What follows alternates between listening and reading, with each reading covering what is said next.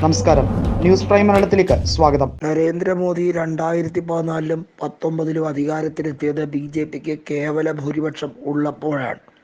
എന്നാൽ 2024 ലോക്സഭാ തെരഞ്ഞെടുപ്പിൽ കേവല ഭൂരിപക്ഷം നഷ്ടപ്പെട്ട BJP മന്ത്രിസഭ രൂപീകരിക്കുമോ എന്ന് സംശയമുണ്ടായിരുന്നു. എന്നാൽ പിന്നീട് NDA യോഗം ചേർന്ന് BJP വീണ്ടും കൃത്യമായും നരേന്ദ്രമോദിയെ തന്നെ പാർലമെന്ററി പാർട്ടി നേതാവായി തെരഞ്ഞെടുക്കുകയും പിന്നീടുള്ള കാര്യങ്ങളെല്ലാം വളരെയധികം സ്മൂത്താക്കാൻ വേണ്ടി ശ്രമിക്കുകയും ചെയ്തു. എന്നാൽ നിതീഷ് കുമാറിൻ്റെ ഐക്യ ജനതാദളിനെ പൂർണ്ണമായും മെരുക്കിയെടുക്കാൻ BJPക്ക് ഇന്നേ വരെ കഴിഞ്ഞിട്ടില്ല. അതിൻ്റെ ഫലമായാണ് പലപ്പോഴായി മഹാഗഡ്ബന്ധനുമായി ചേർന്ന് നിതീഷ് കുമാർ മന്ത്രിസഭ രൂപീകരിച്ച് BJPയെ പ്രതിപക്ഷത്താക്കിയിട്ടുള്ളത്. ഇക്കഴിഞ്ഞ ലോക്സഭാ തെരഞ്ഞെടുപ്പിൽ JDUവും BJPയും സഖ്യം ചേർന്ന് തന്നെയാണ് മത്സരിച്ചതെങ്കിലും ഐക്യ ജനതാദളിൻ്റെ 12 MP വിശ്വസിക്കാൻ കൊള്ളില്ല എന്ന് നരേന്ദ്രമോദി തന്നെ തുറന്നടിക്കുന്ന സാഹചര്യത്തിലേക്കാണ്. അതുകൊണ്ട് തന്നെ മോദിക്ക് പ്രിയം മമതയോടാണ്. മമതയുടെ 29 MP പിന്നെ ഐക്യ ജനതാദളും TDPയും ഒന്നും വേണ്ട.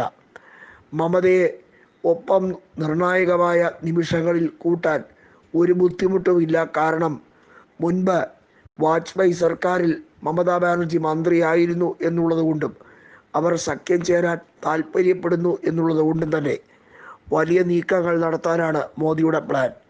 ഇതാണ് ഇപ്പോൾ നിതീഷ് കുമാറിനെ വലച്ചിരിക്കുന്നത്. വാസ്തവത്തിൽ അവിടെ ബംഗാൾ ഗവർണറായ ആനന്ദ ബോസും മമതാ ബാനർജിയും കൃത്യമായി ഇത്തരത്തിലുള്ള ചർച്ചയ്ക്ക് വഴിയൊരുക്കുന്നു എന്ന് തന്നെ വ്യക്തമാകുന്ന രാഷ്ട്രീയ സാഹചര്യമാണ് ഉടലെടുത്തിരിക്കുന്നത്. മമതയുടെ പാർട്ടിക്ക് 29 സീറ്റാണ് 42 ലോക്സഭാ സീറ്റുകളിൽ ഉള്ളത്.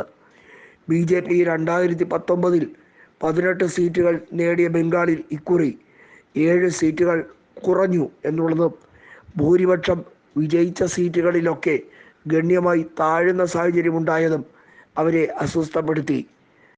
ഇത്തവണത്തെ ഉപതെരഞ്ഞെടുപ്പിലൊക്കെ BJPയെ തകിടം മറിച്ചുകൊണ്ട് തൃണമൂലിൻ്റെ വമ്പൻ മുന്നേറ്റവുമായിരുന്നു. എന്നാൽ തൃണമൂൽ കോൺഗ്രസിന് ഒരു ഓഫർ കൊടുക്കുന്ന രീതിയിൽ BJP പല നീക്കങ്ങൾ നടത്തുന്നു. ശാരദ കുംഭകോണം ഉൾപ്പെടെയുള്ള കാര്യങ്ങൾ, അതുപോലെ പല പ്രമുഖർക്കെതിരെയുമുള്ള CBI റെയ്ഡ്, ഇതെല്ലാം മരവിപ്പിക്കാൻ CBIയെ വലിയ തോതിൽ ദുരുപയോഗം ചെയ്ത് വീണ്ടും കേന്ദ്രമന്ത്രിസഭയെ പിടിച്ചു നിർത്താൻ മമതയുടെ MP സഹായം തേടുന്ന ഒരു സാഹചര്യത്തിലേക്ക് നീങ്ങുകയാണ്. മമതാ ബാനർജിയുടെ MP കല്യാൺ ബാനർജിയും മഹുവ മൊയ്ത്രയും സയനി ഘോഷുമൊക്കെ അതിശക്തമായി തന്നെ BJP നേതൃത്വത്തെ വിമർശിച്ചിട്ടുണ്ടെങ്കിലും മമത ഒരു വാക്ക് പറഞ്ഞാൽ ഇവർക്കാർക്കും ഒന്നും പറയാൻ കഴിയില്ല.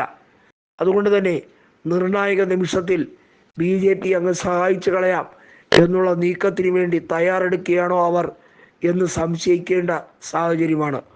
എന്നാൽ ഐക്യ ജനതാദൾ BJPയുമായി ഭിന്നിപ്പിൻ്റെ പാതയിലേക്ക് എത്തിയിരിക്കുന്നു എന്ന സൂചനകൾ വന്നു തുടങ്ങി.